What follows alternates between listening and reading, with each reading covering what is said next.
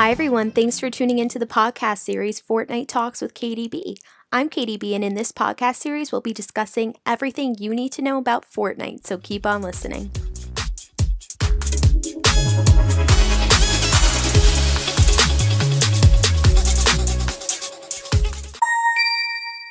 So let's jump right in with the first episode. We're going to be talking about the arrival of Season 8, and boy am I excited, as well as probably everyone else who plays Fortnite.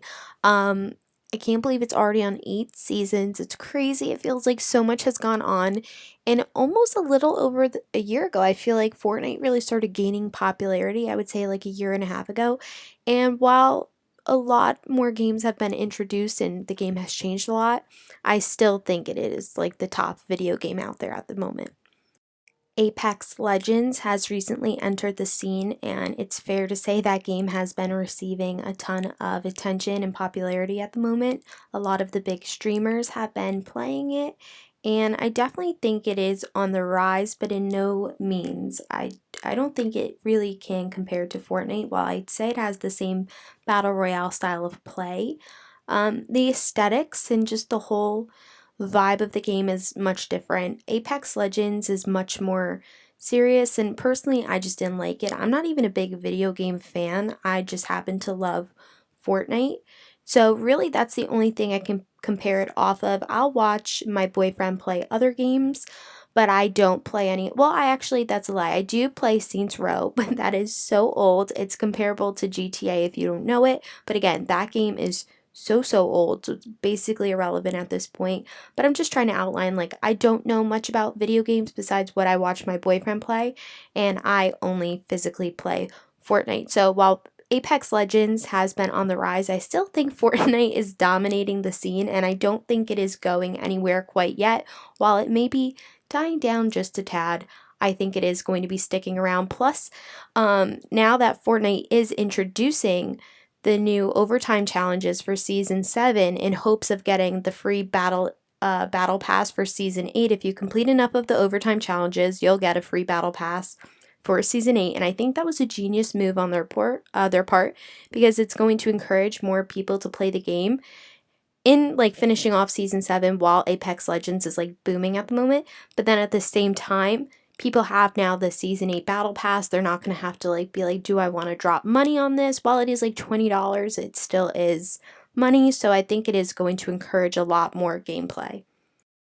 So before we dive in and start talking about what we may be anticipating for season 8, I figured we'd talk about season 7 and what we're leaving off with, and I think that will help give us a good idea of what we should expect in season 8, because I can be honest and tell you right now, I have no clue what to expect. Season 6, I'm just going to talk about the recent one. Season 6 basically was in the fall. It focused a lot on like fall, Halloween. We saw on the map that there were like scarecrows, and they try to do aesthetic stuff to basically enhance the games. We had like the monsters come out with the shadow rocks, and again that kind of amplified the fall Halloween feel. Now season 7, a lot happened. It was Christmas time, it was the holidays, so I think naturally that time of year people step up everything gets very over the top, and Fortnite was not an exception.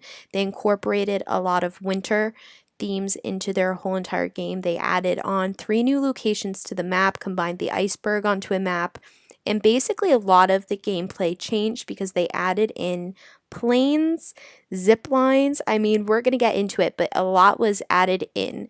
And now I'm at the point, season 8 isn't like a day or two, and I can't figure out what they're going to do. It's the spring, so I'm going to assume that pretty much all of the ice and snow on the map is going to be gone. But again, beyond there, like there's no major holidays or anything crazy coming up, so I don't know what to expect. We're going to go through some theories that other people have, and we're going to just talk about it all. So, the 3 locations that were added to the map in season 7, I need to know, are they staying? Are they leaving? Because I don't want them to. I've had a lot of fun playing at these locations. I think they were a great addition, and I think the map needed it. Now, a lot of people have mixed emotions about how the game changed in season 7, and strictly location-wise, I think that it got a lot better. We had the addition of Frosty Flights, Polar Peak, and Happy Hamlet. I'm going to speak about my own personal experience playing the game. I love, love Happy Hamlet. Happy Hamlet for the longest time was my go-to landing spot. You would catch me there all the time. I told my boyfriend about it. He told people about it. People started going to Happy Hamlet because no one seemed to drop there. It seemed like nobody liked it too much. It was never super populated. Most of the time, I would say it was either just like me or one other person who would land there. And it was awesome because you had so much time to ransack the whole area, get a bunch of loot, and usually there was pretty good stuff. You were always guaranteed pretty solid weapons, I would say. It was never like a dull hit, it was convenient. And in addition to not only just like it being unpopulated, it being a good opportunity early in the game to collect decent loot, not feel pressured, harvest some materials, it was a perfect location. So even if you were out of the circle, you were located to two zip lines, one that would take you up to Polar Peak and then one that took you to an expedition center. So you were pretty set because once you got up to Polar Peak, there's a ton of more zip lines that you could take that could like take you through to closer locations and get you to where you needed to go. And if that wasn't the case, you would take it up to the expedition center, you hop in a plane and you go. So I just thought it was such a power place. Like I found that most of the times I was in like top 5, would have a pretty good game, put myself in a good position, I started off at Happy Hamlet. Now, Frosty Flights, in the beginning of the season when it was first introduced, I would say that I avoided it. It was very populated. Not that I, avoid populated areas, but I kind of hinted into my strategic play. I like to go to places where I can harvest more, get more, feel not pressured, and then enter the scene. I know a lot of people argue that that's kind of the lame way to play, and believe me, I change it up. I don't always follow that suit, but for me, Frosty Flights in the beginning was just way too populated, and that's because everybody wanted their run at the plane, and Frosty Flights had a ton of planes. As the season went on and I started doing more challenges, a lot of them were situated near Frosty Flights, and I realized, hey, this actually is kind of cool. I enjoy this part of the map. And again, I wouldn't be super sad to see Frosty Flights go, but at the same time, I think it was definitely a cool addition.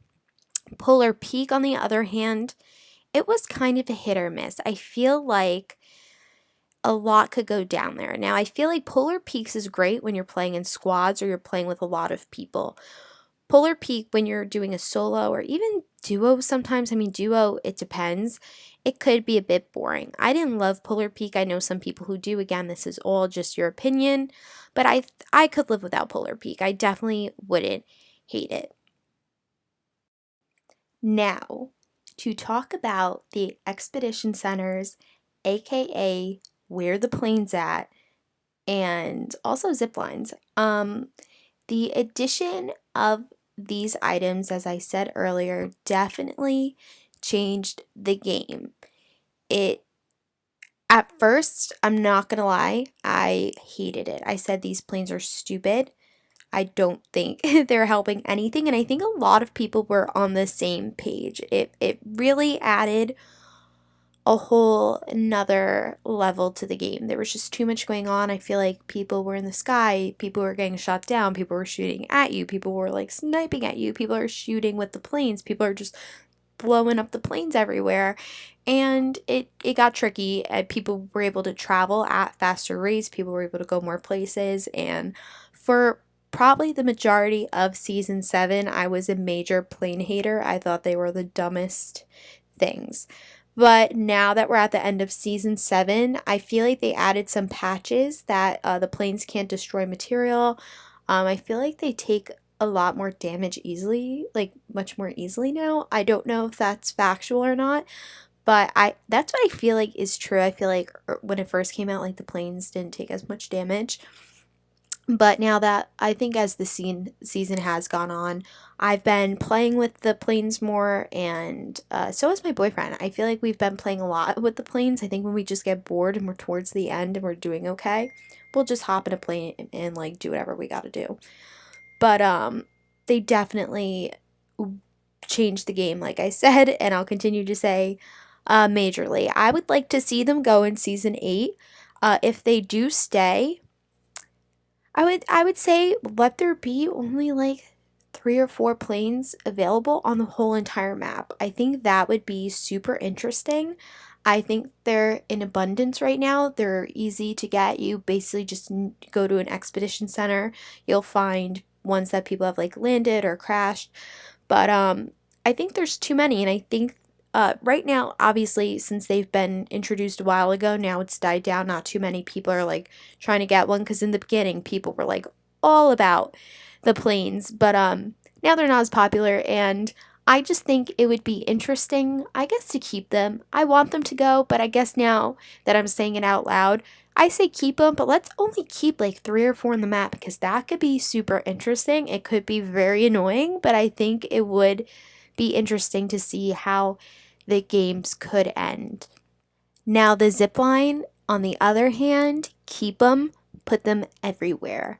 I lived for the zip lines. I feel like they're the perfect addition to Fortnite. Unlike the plane, it was better. I mean, you were able to get a lot of places like the plane. It makes it a little faster, it's a lot more convenient, but at the same time, I don't think that it's unreasonable to add to Fortnite. A game like Fortnite, a lot of people you some people just play the whole game hiding, some people are aggressive, they like to go out there, and the planes kind of change it up in that sense. While the zip lines, it's almost the same. You see someone coming, whether they're walking, whether they're running, they're just ziplining across. It's actually you could obviously snipe at people.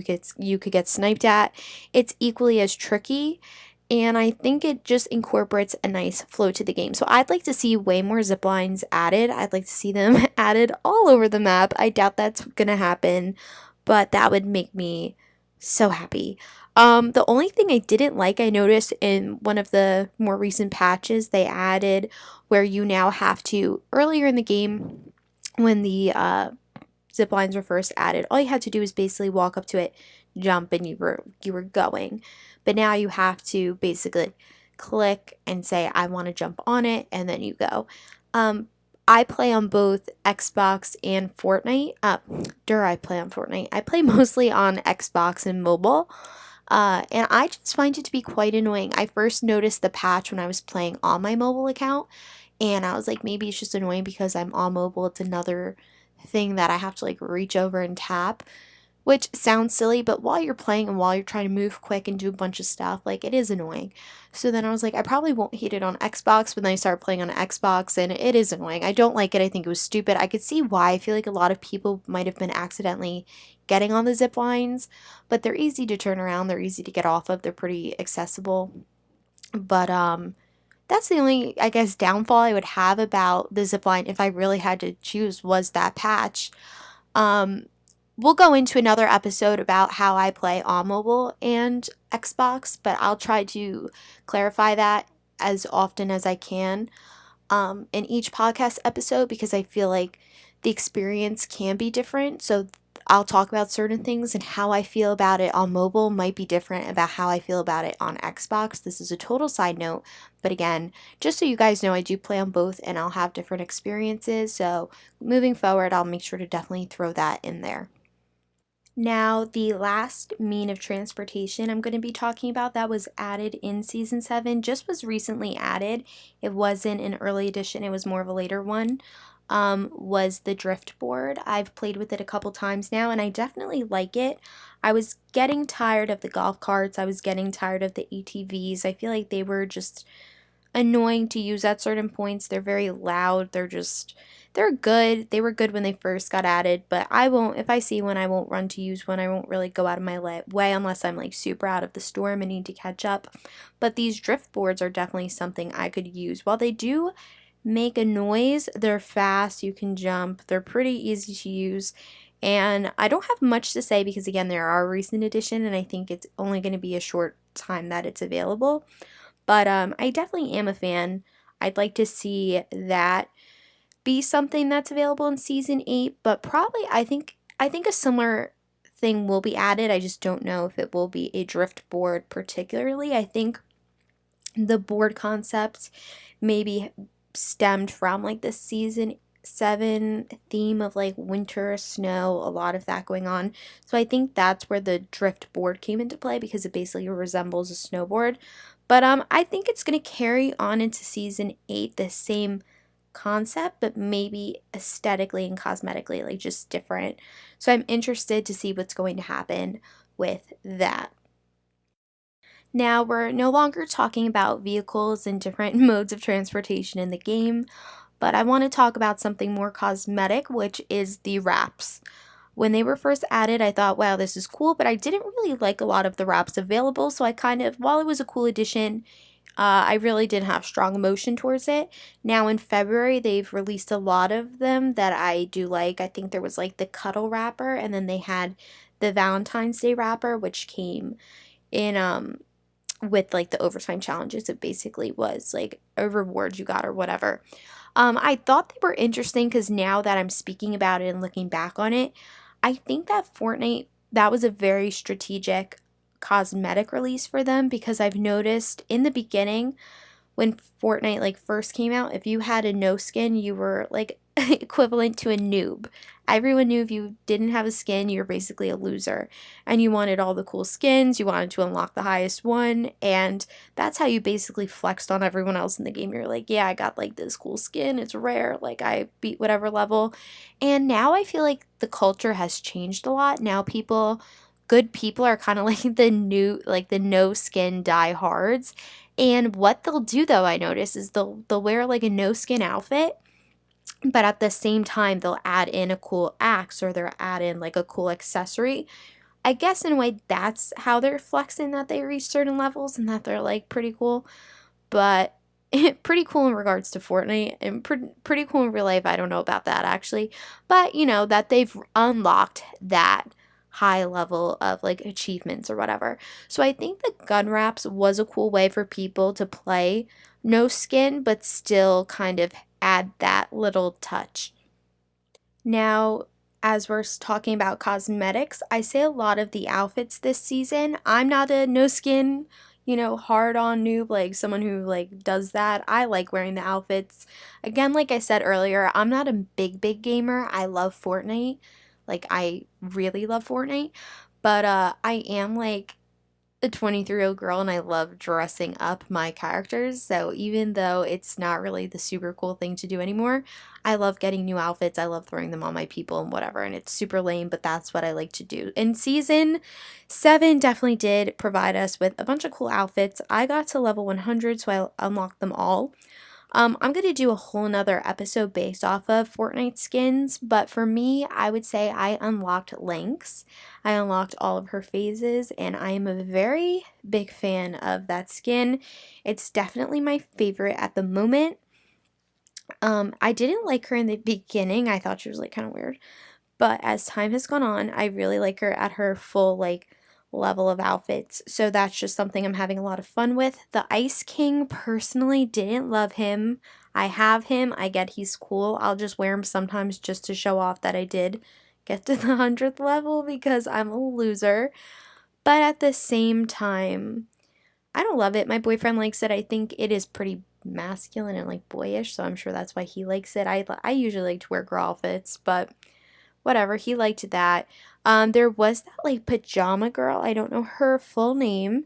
I did kind of like it. I was into it. Yeah, it was like PJs. It had like the burger theme going on to it. And then you had like a lot of them had like snowboarder outfits and Yeti outfits. I kind of liked the Yeti for like a day or two, but then I realized how stupid it looked and I got over it. But I definitely think a lot of the skins this season weren't that bad. They had some good ones because I believe that season 6, I want to say, I wasn't a big fan of those skins whatsoever. But this season, it got a lot better. And I hope that in season 8, they definitely pull out some cool skins. I'm not really sure what to expect. It's going to be spring. I can almost guarantee that the snow and ice is going to be melted off the map. But that's about it. I don't really know what holiday they're going to try to like harbor on, if it's just going to be like spring theme and like, but what do you do with that? So I'm kind of excited to see what happens. I can't think of the exact season it was when they basically kind of did like the superhero themed. They had like Thanos and then they had like Wonder Woman skin. So I wonder if they'll do something like that since it is kind of like a boring time of year, and kind of incorporate something that is like popular media. But again, I think that's going to be the best guess, but I am excited to see skins wise and cosmetically what season 8 will bring us. So now I just want to know what you guys think is going to happen in the next season. Are you like me? Do you really have no idea what's going to happen? I'm going to bring him up 100 times because he's really the only person I talk about Fortnite with. But my boyfriend as well also doesn't really know what to expect from season 8. So I guess all we have to do is wait and see. But please give me some of your ideas. Let me know what you're thinking. And I'll be sure to talk about season 8 when it comes out. So please make sure you listen to the next episode of Fortnite Talks. Thank you for listening, and we'll be back soon.